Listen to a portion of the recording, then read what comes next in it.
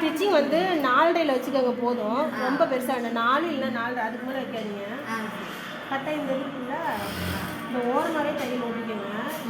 இந்த கட் பண்ணது இருக்குல்ல, இதுக்குள்ளே விட்டு இப்படி இந்த கைப்பிடியே மேலே கொண்டு வந்துடணும். கொண்டு வந்து இந்த ஓரம் ஒரு தையல், இந்த ஓரம் தையல் இப்படி இந்த அளவுக்கு தையல் போடணும். ஏன்னா அப்போ தான் கைப்பிடி பிரிஞ்சு வராது.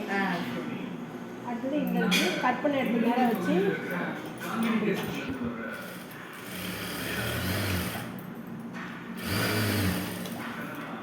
அதே மாதிரி ஃபஸ்ட்டு இதை மடிச்சுக்கோங்க.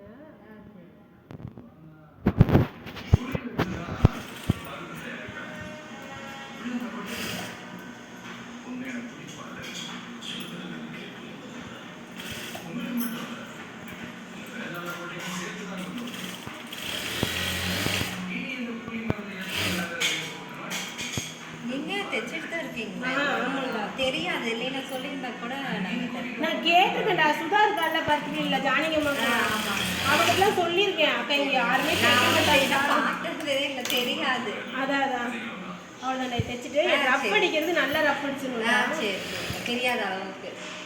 ஆமாம், ரஃப் ஸ்ட்ராங்காக இருக்கும். ரஃப் ஸ்ட்ராங்காக இருந்தாலும் பை ரிட்டன் அனுப்பிடுவாங்க. நம்ம தான் அப்புறம் மறுபடியும் தைச்சி கொடுக்கணும். சரி, அதுக்கு அமௌண்ட் கிடையாது.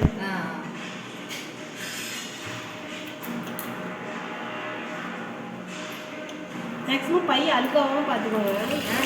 கீழே போட்டாலும் அழுக்காகாது. பசங்க இருக்க வீட்டில் அவங்க ஸ்கூல் கிளம்பிடுவாங்க. அவனுக்கு எனக்கு 3 பொண்ணு ஒரு பையன். இப்போ தான் அவனுக்கு 4 வயசு ஆகுது. 3 பொண்ணுக்கு அப்புறம் ஒரு பையன்.